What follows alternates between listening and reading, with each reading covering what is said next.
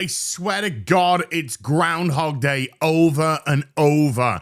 I do a review for Starfleet Academy. I'm like, brilliant. I've got a whole week to recover. Close my eyes, wake up, boom. Time to work on another Starfleet Academy review. In a show that hates white males, we hear the term white privilege banded around all over the place. Well, I'm white and I'm having to review Starfleet Academy. So if somebody can highlight whatever privilege I have, please do, because it doesn't feel like it. So it starts off with Caleb and the Betazoid slut rumping around in bed. It tried its best to get a side boob shot, but then they realized she was flat as an ironing board. And so it was just like they'd stapled a raisin to a white piece of paper. Anyway, never mind. And it's got some of the cringiest music, so bad that even gay bars in San Francisco refuse to have it on the grounds of it being too gay. Now, I know that Caleb's mixed race, but it'd be good if he could fuck some of that black back into her eyes because they forgot that Betazoids had black eyes. Anyway, it's a regular complaint that I have week by week. Now, because the Betazoid is a massive slag, she then decides that the Pillow Talk is going to be discussing her experiences banging Deltons.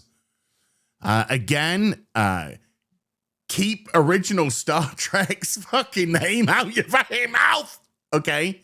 Aliyah, of course, from Star Trek The Motion Picture, was a Delton who had taken her vow of celibacy, of course, you know. But Beta Slut is there. Oh, no, look, I'm going to tell you how horny they are and what they did to me. And I'm just going to cuck you, Caleb, right after we've just rogered each other. By the way, my empathy levels are blue, so clearly you didn't make me come. Oh! Spoke a little bit too soon. Looks like Caleb's found the button, you know? He's found the oh my goodness me, I've just realized. She's literally wearing a clitoris on her neck.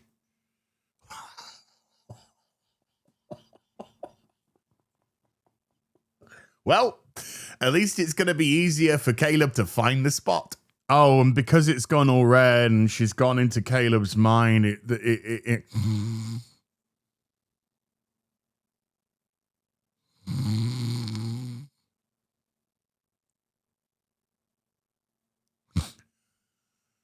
Oh, I'm sorry.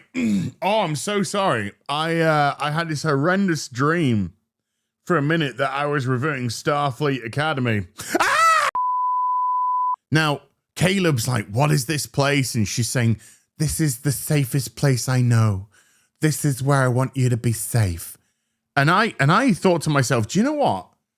I actually really have to give Starfleet Academy some credit here because somehow they have managed to take sex between a heterosexual couple and turn it incredibly gay. And that's no small feat. I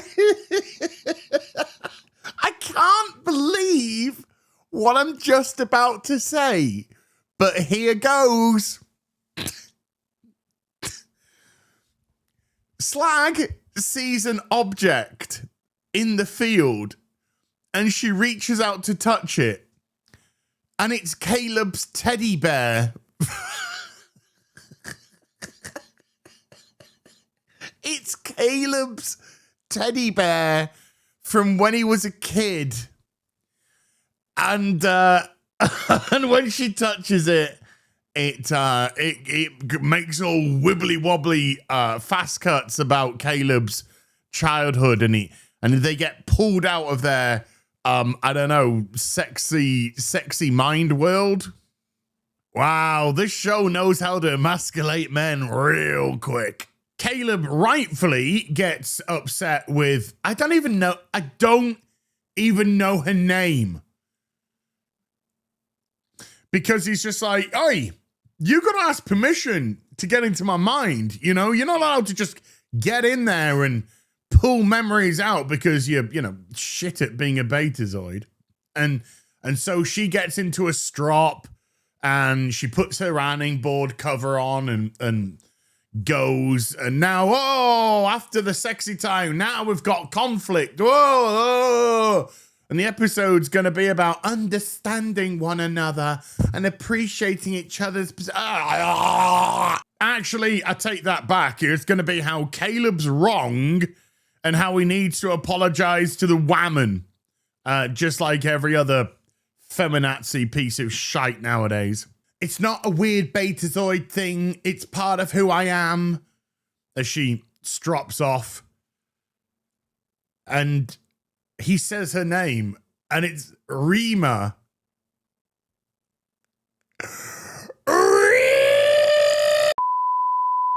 Hold up. Caleb's got bigger tits than her. So we finally tried to get some plot going. Lord knows it needs it. We haven't had any for 5 fucking episodes. Anyway, and the USS Athena goes out on its first mission again for the 3rd time. And it arrives at a ship graveyard. I shat my little white pink cotton panties that this was going to be Wolf 359. Thankfully, I don't think it is, unless we discover later. But what they have to do is they have to go over to the destroyed USS Mirazaki that was housing an experimental quantum singularity drive. AKA what Romulans used to use instead of warp engines. Now, why the Romulans haven't absolutely whoosh like a tsunami all over the Alpha Quadrant, I don't know. I know that Romulus blew up and they're in fewer numbers, but fewer numbers when you have better technology will always triumph. But, all we need to know is which orifice the Romulans take it in nowadays. And the cadets' job here is to simulate a crisis response unit to whatever would be going on the ship. And their goal is to start the computer within an hour. There's blue team, which is going to go across to the actual vessel itself. And then there's red team here, which is going to be tactical support from the bridge. And yes, I ain't my fucking comm badge because I'm a retarded fat cow is back. And so the director of the War College starts off by saying, in the field, the lives of you and your colleagues depend on, and I'm like, whoa. Let me just stop you there. You're all fucking dead because you're all fucking retarded. Easy. And then he delivers the biggest self-own possible by saying in the last 5 years, no team has scored higher than 65%. And I'm like, that's why Starfleet Academy's in the state it's in, mate. That's why you got cadets coming through the front door, eating the comm badges, and holograms here that are breaking the 4th wall and trying to eat fucking soil. You're bringing in the lowest of the low, the retarded of the most retarded. And because you've said no other team has got past 65%, and this bunch of window lickers is obviously going to beat that. Holy shit. So the retarded hologram asks the Vulcan if he's meditating, and he talks about how he thinks back to Tales of the Frontier. And she's like, what's Tales of the Frontier? And the guy who's leading the squad says, oh, that's a comic book. And I would have followed Captain Chi anywhere. And then Caleb goes, oh my God, it's like Starfleet propaganda and stuff about colonizing the universe and things. And I'm like, just shoot him in the fucking head and fire him out in the nearest airlock. And nothing of any value would be lost. In actual fact, stick the rest of him in as well. Including Kyle, whose manners are impeccable, but the way that he constantly eyes up Gaydon, It kind of gives me Jeffrey Dahmer vibes. That's all I'm saying. Then the leader of the squad says something unbelievably stupid because he says, I'm going to bet that you're the guys who are going to finally restore power to the Mirazaki, and we're going to be rewarded with shore leave because I've been stuck on this ship for the last 6 months. It's been docked at fucking Starfleet, mate. It's been docked at Starfleet Academy on planet fucking Earth in San Francisco. So how the fuck have you not left the ship in 6 months? The writers don't care, so why should we? That's the box we file it in. And don't give me any bollocks about, well, it separates from the nacelles and it comes down. So you're just saying that the warp, literally the fucking warp nacelles, is just hanging around in there for 6 months? No. Do you know what? I am so fucking sick of this show not giving a flying fuck about attention to detail. I only get to see 6 half-hour episodes of A Night of the Seven Kingdoms and it's done until the next season. I gotta do fucking 10 1-hour plus episodes of this fucking miserable drivel. I want it up to here. I love it when we have wrecked ships in space and yet somehow the inertial dampeners are always working. Anywho, I just realized, of course they're going to do this. They've got Gary Stu with them. This guy could fucking out Jesus with miracles the way that they portrayed him in the show. And you can shut your fucking mouth before... Anyway, Caleb uses programmable matter, you know, that miracle all space magic cure to try and repair the ship. So we're just dealing in bullshit bollocksy stuff. The fat lesbian, sorry, I just realized that doesn't narrow anything down in the slightest in this show. The fat Jem'Hadar alleged Klingon hybrid that should never exist tries to do her, oh my God, I'm so funny, but is just cringe and dog shit. Oh, they'll never do it. I bet you a day of my shore leave that they won't get this going and they've only got 30 seconds to get this panel going. That was never established, but never mind. I'm going to be on the beach drinking. Captain, they did it. Just fuck off and die, the lot of you, please. I'm begging you. So suddenly, a bunch of power sources begins to materialize around the Mirazaki, putting up a shield which prevents the Athena from teleporting Blue Team back. They don't know what's going on. The other fat cow, probably a lesbian, says, I got no sensors, I got no comms. And I said to myself, did you check your stomach? Did you have a look there? Did you eat them? Before you report it to the captain, did you shove it down your throat? Just a question. Some person that identified themselves as a furry, I think. Sorry. Fury. Yeah, we'll go with furries. So a bunch of furries kidnap the Blue Team, and they say, if we haven't negotiated something to our satisfaction because we claim the ship for our blah, blah, then we'll start eating them. This is the first time I've ever been on the side of furries in my life. So they establish, at least in theory, that this group of furries arrived just after they did, and they must have some type of cloaked vessel, obviously, because they didn't see them or detect them. And then he said that they probably won't be able to maintain it for much longer. Based off what? Based off what theory? Based off what information? Based off what evidence? Oh, you mean they can't hold it for plot convenience? Gotcha. So the Furies, sorry, I meant furries.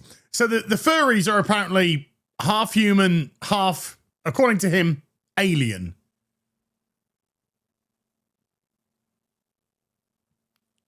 Could you be a little bit more specific, please?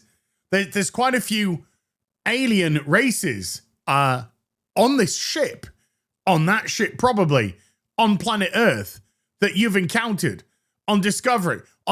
Can you narrow it down, or are you actually a space racist?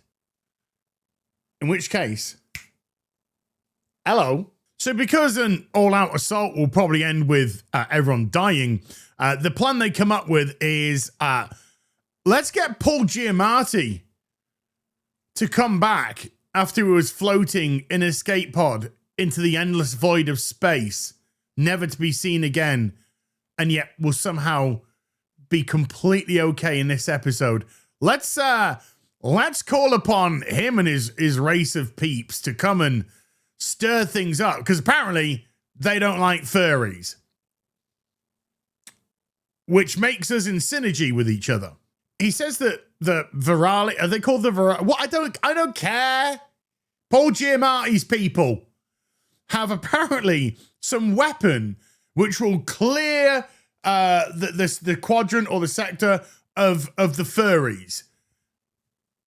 Sorry, do you mean genocide? Do you mean genocide? I mean, I'm with you on this. Don't get me wrong. I'm all in. But I just want to make sure that we're going to use the right terminology here. Apologies for being slow on the uptake, but I've just realized that the furries are meant to be the equivalent to the Reavers from Firefly, because all Alex Kurtzman does is steal. It's the only thing he knows how to do, because he can't come up with anything original because he's dog shit. It's about messages, not thought, not construction of story, not construction of character, not cleverness and design of plot. No. It's about what can we steal from a much better sci-fi show or video game or comic or other. In this case, it's the Reavers from Firefly. The hologram is acting scared. Why? They can't hurt you. They can't eat you. You can change your body to become soft light so they can't even touch you.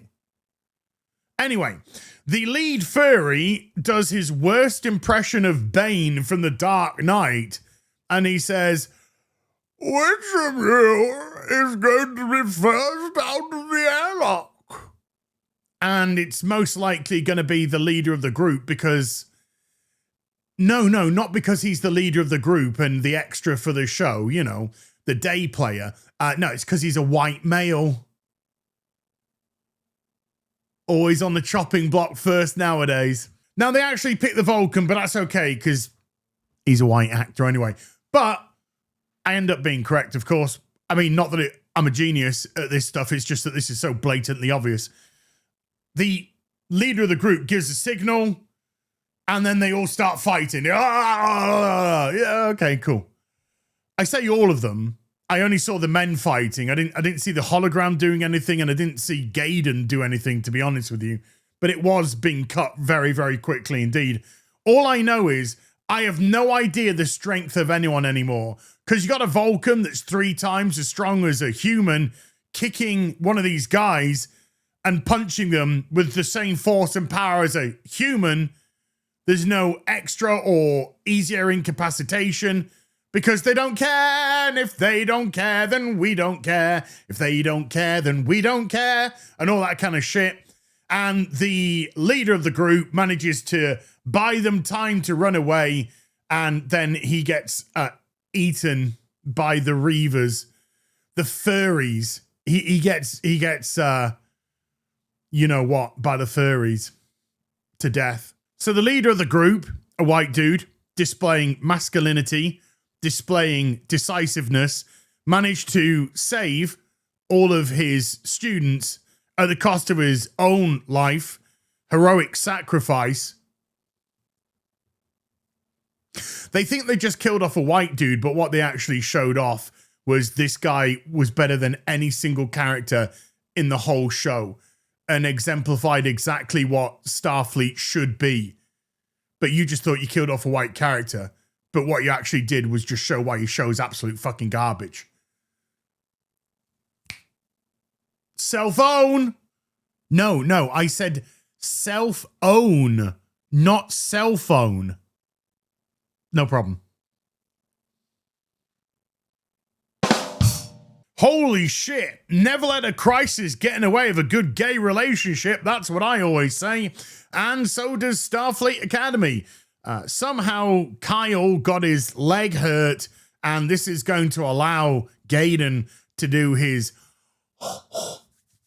magic hands on him now that he's training to become a doctor. Oh my gosh. Love will blossom. Love will your leader, the only guy that's actually displayed any true leadership qualities in this whole fucking show so far, just got eaten to death to save your life.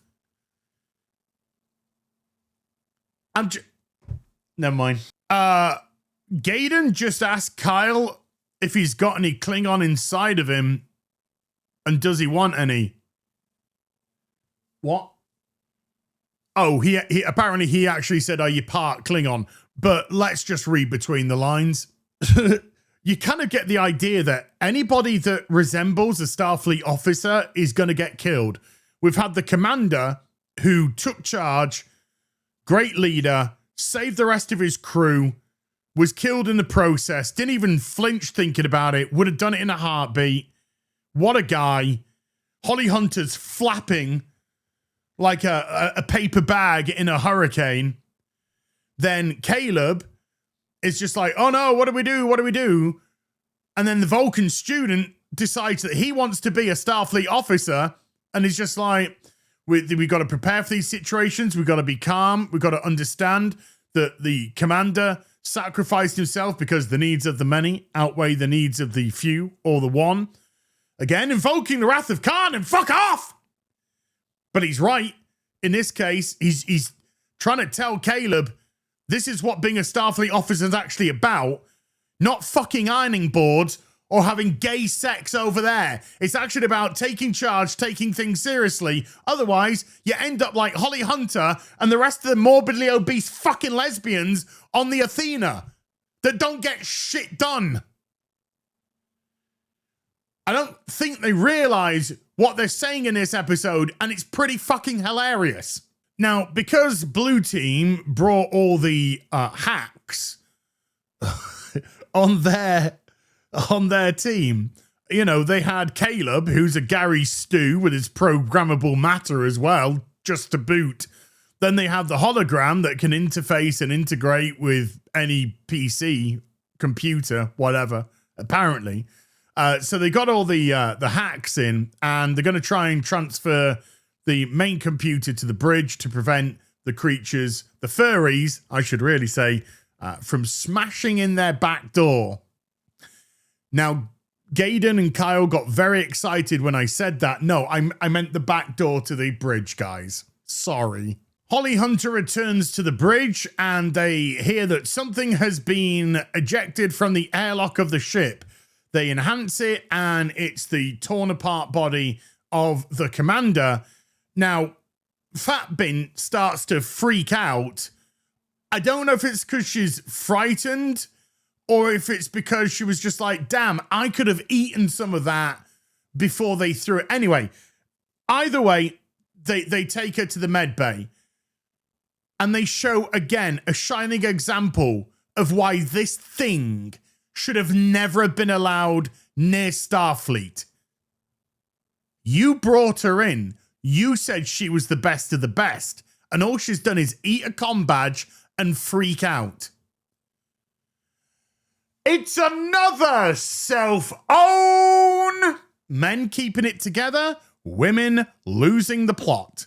Oh, look, Paul Giamatti's absolutely fine after getting ejected from an escape pod into the void of space with that. And I'm not even going to carry on. I'm just not even going to carry on. Yes, so Holly Hunter had to capitulate and realize that she was wrong. Another self-own. As they call upon the space pirates, aka Paul Giamatti and crew, to help them out. Remember the last time that we saw them? They just murdered all of Paul Giamatti's crew and relished it and laughed and called it a teachable moment. All of them, by the way, being psychotic women. Just saying. But if you think that I'm actually enjoying Paul Giamatti, you can think again, because he calls her his bestie. Because I guess the year is actually 2026.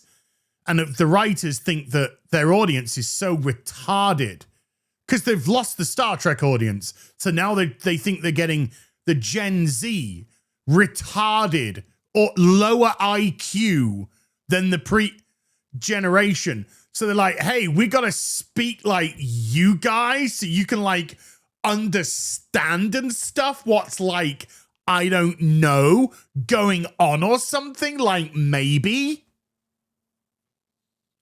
Interstellar bestie. Do you know what you can do? You can go fuck your ass. That's what you can do. So after they've drunk a bunch of tequila, they start talking, and Oded Ferrer says to Paul Giamatti, I believe you have a weapon that could help us defeat the furries. And I'm thinking torpedoes would probably do, you know, phasers, torpedoes. Yeah, okay. And so I think what they're trying to say is something that will incapacitate their shields to allow them to be vulnerable, but they don't stress it very well in the slightest.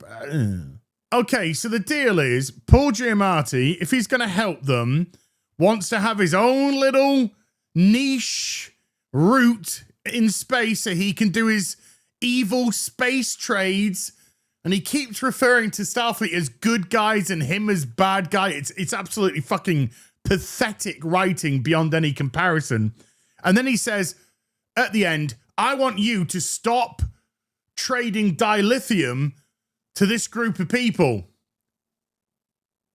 And I'm thinking to myself, so even though the burn happened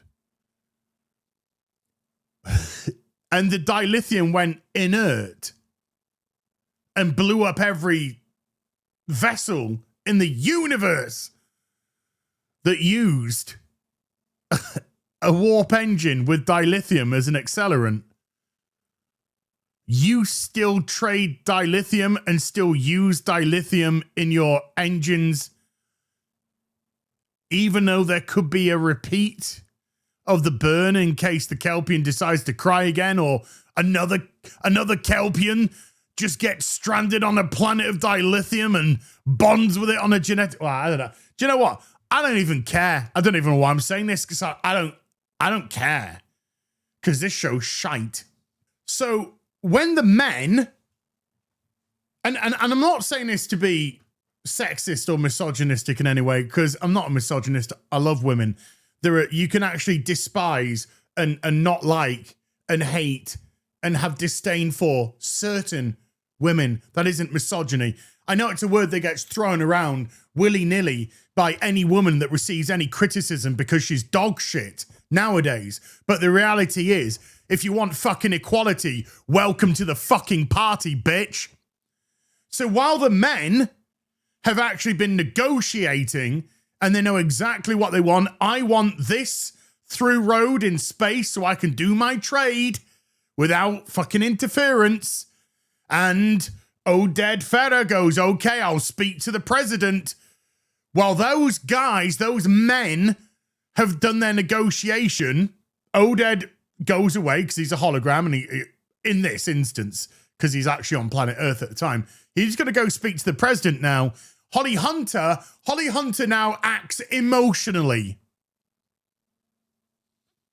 and tries to piss off Paul Giamatti. And Paul Giamatti gives us some home truths. You don't talk to me. You talk through me. You talk at me. You don't talk to me. Let's have a conversation. And she says, well, a conversation is an exchange of ideas and words between two equals. And I don't value you as worth it or an equal. Because she's an over-emotional, terrible fucking captain and should never have been put in charge of these fucking window lickers in the academy. But you try and place her up there to pull him down, and all you're doing is seeing her being a crab in a bucket trying to reach for something that she can never obtain. And once again, Paul Giamatti absolutely lays the smackdown on this useless bint because he says, oh, that's where you're very much mistaken because I'm the person who's setting the terms and that person doesn't care. I don't care about your cadets. I don't care if they get eaten. What you need to do is find out what I do care about. So yeah, I am the fucking person here that has the power. So you sit down in that chair and you don't get up until I tell you and you find out what I want or I walk and they all die. And all that Nyla can do is stare at him like a bulldog licking piss off a thistle. Because if there's one thing a woman in Kurtzman Trek cannot take above everything else is the truth being told to their face. We now return you back to the writers don't have a fucking clue about Star Trek. So the cadets, whatever she's called, I don't even know her name either, Princess. So Princess and Bully Boy are trying to work out where the ship is. And they work out that it's moving slowly so it can remain undetected because the debris field is responding accordingly. Now, of course, Bully Boy says it was mostly her that did all the work because he's got to sell felt.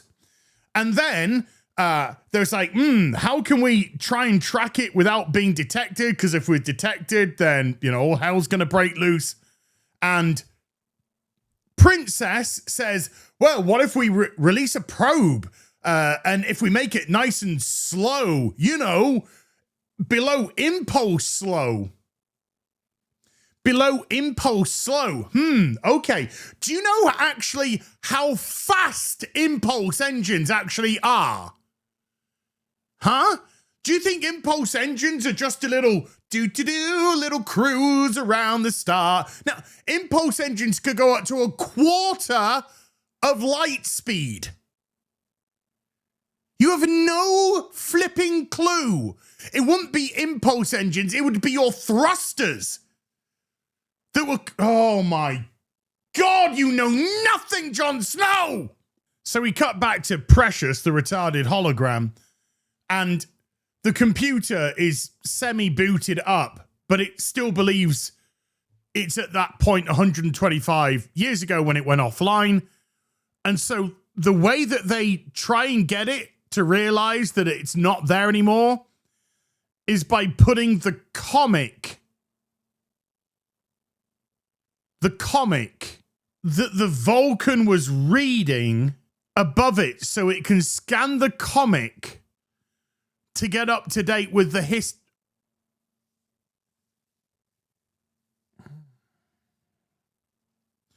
Thank God he didn't drop a Batman comic on instead. The computer would be very confused right now.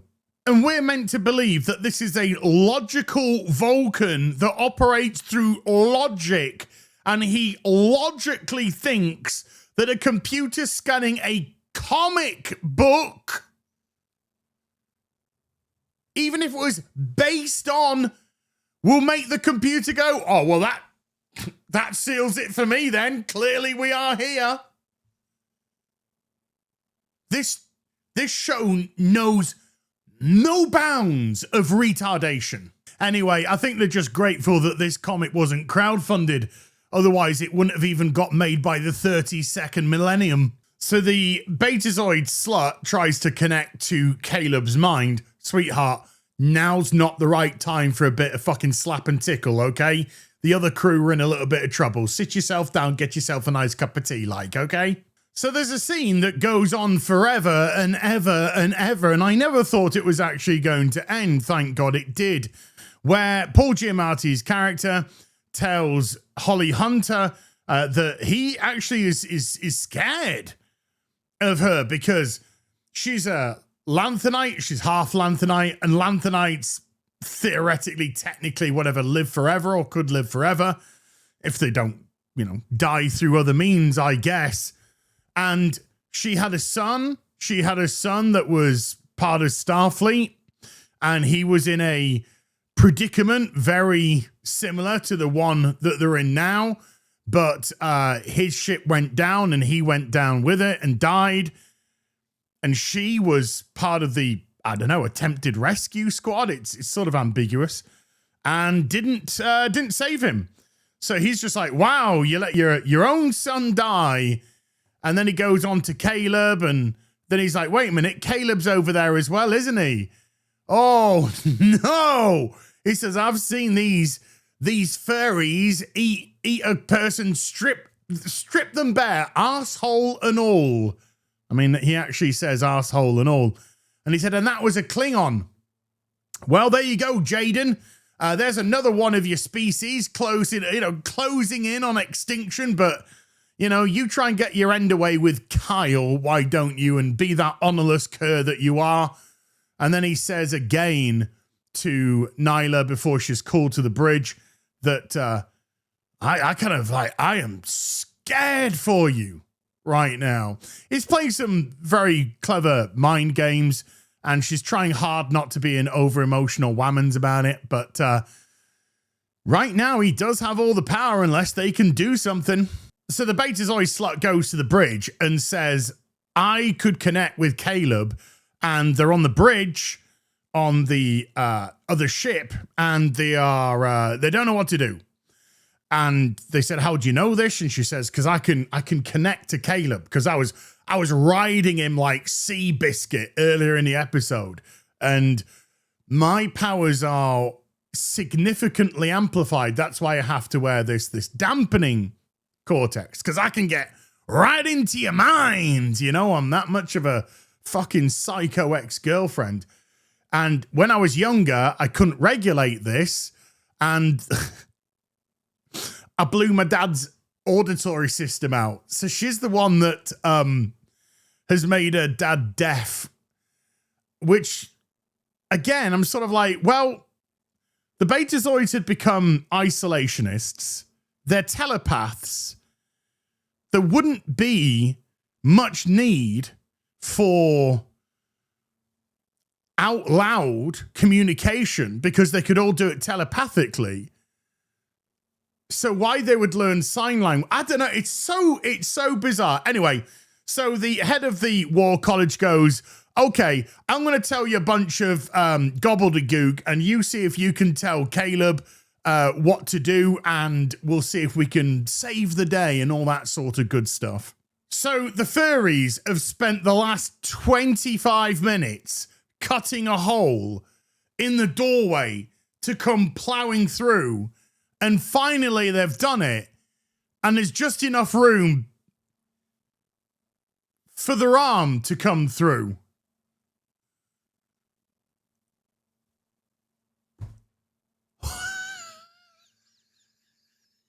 What are you going to do? Open the fucking door handle?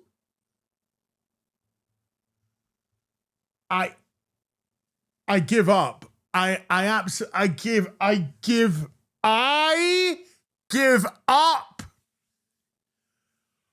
Absolute trash. Now, it's not just the Starfleet members who are retards, or most of them. The men are really taking control this episode, and the women are making themselves look absolutely abysmal.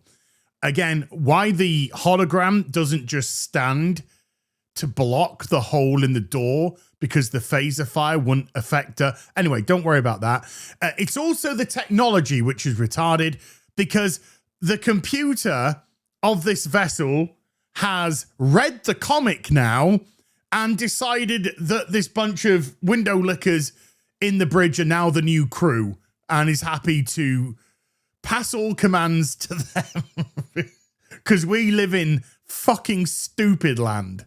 So even though Paul Giamatti pushed every single button that she had, somehow she came out with the conclusion that he was the one that slipped up, because him trying to, according to her anyway, him saying all the things that he said about her and her son and Caleb was actually just projection for how much he's worried about the furries, and therefore he needs us just as much as we need him. Oh, okay. Holy shit. Whammon logic is nearly as fucked as Vulcan logic is in this show. After all, remember, the whole reason they've brought Paul Giamatti into this episode is because his species have a weapon to defeat the furries. He's way ahead of you. You are not on parity with each other. No matter how bad the writing will try and make it so. Oof, make it so. And just as I suspected, because the men had been competent the whole, for the most part of the episode, they had to then write absolute nonsense to try and turn it around that Holly Hunter's character knew what the hell she was doing. Absolutely ridiculous. She's just like, here we are, we've acquiesced to all your demands. And he says, I might have a couple more for a sweetener. She's like, we've even put some sweeteners in there as well. But you're scared as well. And whatever it took to get your weapon to keep them off your back, they're now even madder because of it. And you're frightened because they're never going to give up. And you're just a playground bully and a coward. And give us what we need. And he just, okay, I'll give you everything. Fucking, just stop. Just put your fucking crayons down and fuck off. Because this writing is so abysmal. Any male that's displayed any competency in this episode, and they all have, he has, Oded Ferrer has, the commander who was killed has, even the Vulcan at some point, even though he kind of fell off the rails a little bit, all of them undermined so that the writers could prop up this useless shacker's shite, who I couldn't understand half the things she was saying. What are you even saying? I need subtitles for the freaking subtitles. So it's a high frequency which can incapacitate the furries. Oh, I cannot believe I'm going to go here again. And Oded Ferrer says, we've got a starbase near here that's dealing with new weapon concepts, new weapon designs. We can have an Intrepid class starship bring over a modified weapon that we can use. A sonic weapon. A sonic weapon in space. In space. Sonic weapon in space. Okay. Hey, Google, could a sonic weapon work in space? No, sound requires a medium, like air or water, to travel. Since space is a vacuum, sound waves cannot propagate, making a sonic weapon useless there. Would you like to explore directed energy alternatives like lasers? Yes. Could you send it to Paramount, care of Alex Kurtzman and the rest of the retarded Starfleet Academy? Never mind. It's okay. I've had to resort to using headphones because the audio is abysmal. And I don't mean the copy I'm watching on. That's fine. It's the audio of the show. The way that they have it tuned. All the exterior noise drowns out so much of the dialogue. You just cannot work out what is being said. It's absolutely atrocious. Anywho. Slut gets into Caleb's head and tells him the plan to try and get out of it. So Princess says, who has the probe active now, we're looking for a needle in a haystack full of needles.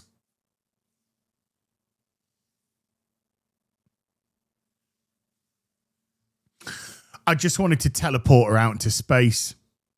Just teleport her out into space off the starboard bow. and just watch her fucking freeze and float into oblivion. Bye. I don't even know what you do around here. Bye. So the cadets are on the verge of being annihilated, and Jaden and Caleb think that now is the right time to say that he's shoving his penis into the Betazoid's vagina.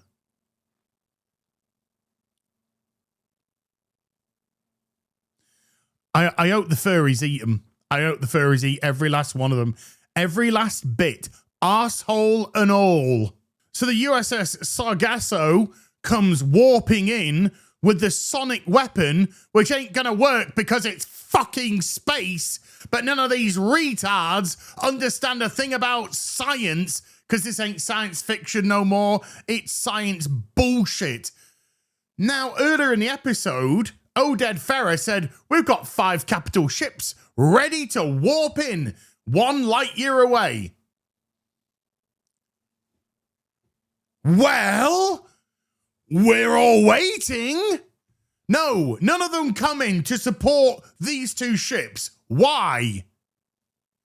Oh, I guess he forgot. I guess Oded Ferrer kind of forgot about the Iron Fleet. Yeah? Are we dealing with that again? Okay. Holy shit. This episode's devolved into utter idiocy. So the furry ship starts to decloak and shock horror. It's not actually a furry ship. It's one of Paul Giamatti's pirates ships, because they've been working together the whole time, which doesn't make any sense considering you just gave them the weapon to defeat them. Unless, of course, you wanted to steal the weapon, which is a sonic weapon, which can't even be used in space. So is everybody here fucking retarded? Of course they are. Because it starts from the writing, who lick a page, and then they get their crayon out and go, I'm gonna lose my fucking shit. So the vessel fires onto the other ship, the Sargasso, Gosa, whatever it's fucking called. Complete and utterly, it looks like obliterates it. Apparently completely disabled. Where are the other 5 ships you have ready for this fucking event? The writers didn't even know what they wrote. They've no fucking clue that they actually had them set up to come in. They haven't even come in. This is now Oded Ferrer looks like a fucking idiot who should be immediately removed from his fucking position. You have no clue what on earth you're writing. You are absolutely incapable of doing your basic, fundamental, structural job of story. Oh my God, just fuck off. No, so it seems like the plan was, we'll just bring some people over for you to eat. What? What? That's the pay. But at the beginning, they took them hostage and said, we're going to eat them. And it was the Federation that says, hold on, we'd like to do some dealing with you. If we can come to a nice deal, then we'll have them back and you'll be on your way with some cool shit.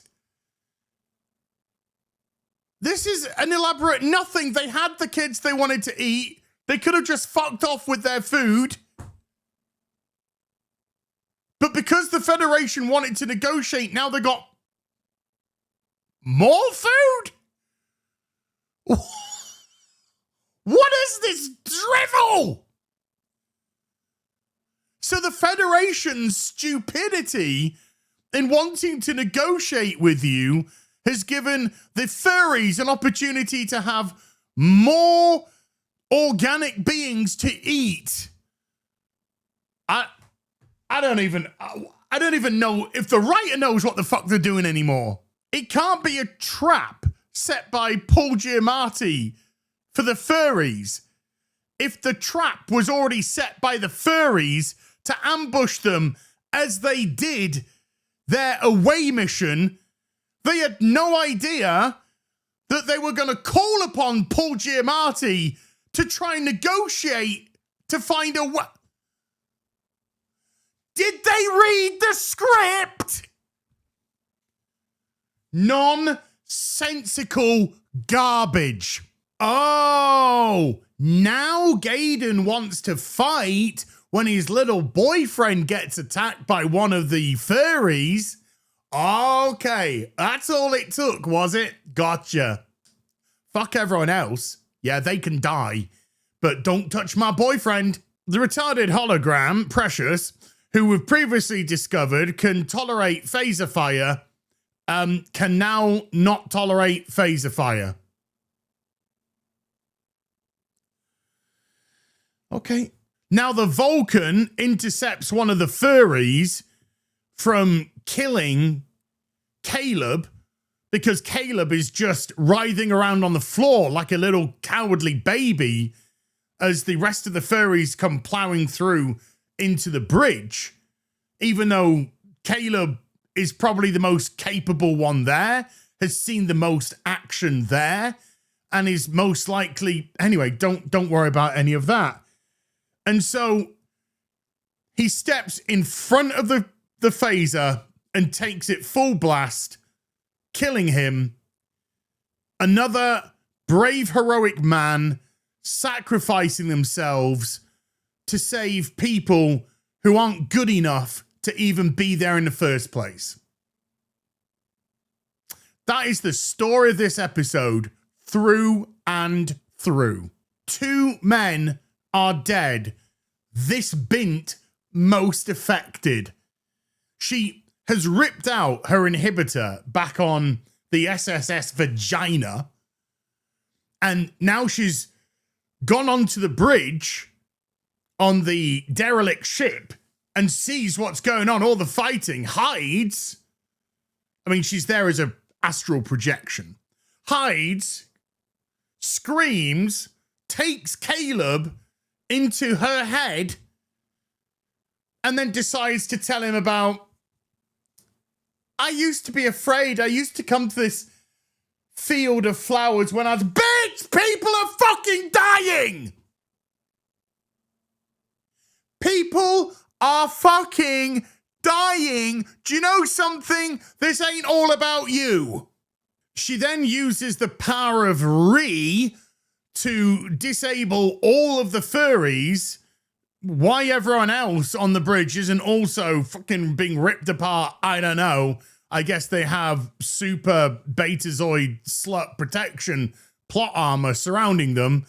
But the power of Ree, never underestimate it. So Oded Ferrer and Holly Hunter, they're having a debrief at the end.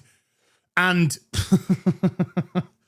the trap, which was already set for the away team, the furries knew that the Federation would want to negotiate, so they would call upon Paul Giamatti to negotiate. Yeah, all of this is taking huge leaps of faith, and they knew that negotiating with him would make them send the Saragossa, which would make the Saragossa leave the weapon station, which allowed them to decloak 6 ships around the weapon station to fire and pummel that and destroy that, which delayed the SOS going out for the ships to come in as support. What? You might as well just have put 6 numbers on the fucking lottery. You would have had more chance of those events transpiring than this dumbass plan. Holy shit. when everyone else leaves, Paul Giamatti sends a message to Holly Hunter, and to boil it down, and he actually boils it down himself and says, do you know why I did all this? Really? It's because I fucking hate you. And I'm just like, yeah, I'm on Paul Giamatti's side here. I really hate them as well. And he talks about, you think your way of life is so perfect and the right way to live, and it's not. And I'm like, yes, I absolutely agree with you. They are sanctimonious pieces of shit. I think they've confused who the good guy and the bad guy is in this scenario, just like they did with Discovery and pretty much every other show that they did. I want to epilogue this review, because if this episode had been put in the hands of an actual capable writer, then I think this could have been a really good episode. I mean, it wasn't, because the way they executed the story was utterly abysmal. But somebody who actually had talent, who knew what they were doing, who knew how to write characters and science fiction, this could have been one of those very unnerving TNG episodes that at the end you're all kind of like a little bit shook because the status quo had been pushed just a little bit. And now you don't know what this whole show is capable of doing. But it didn't. It was put, I don't know who wrote this, in the hands of an absolute fucking buffoon, where good men died.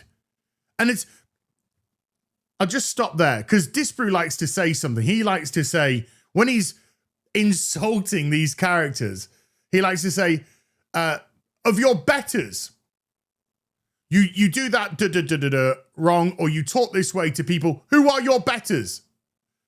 In this episode, good people died heroically, saving their inferiors. And that was very, very plain to see. Whew. Utterly embarrassing and abysmal. Nonsensical. And it's only getting worse. 6 episodes and the trajectory is just this. There is no curve that we see a bottom, an end. It's just free fall, absolute trash. 4 more episodes this season and a whole nother season to come, people. We're going to feast well on the bones of Star Trek's carcass, sadly. See you in the next video. You take care. Goodbye, Blue Bull.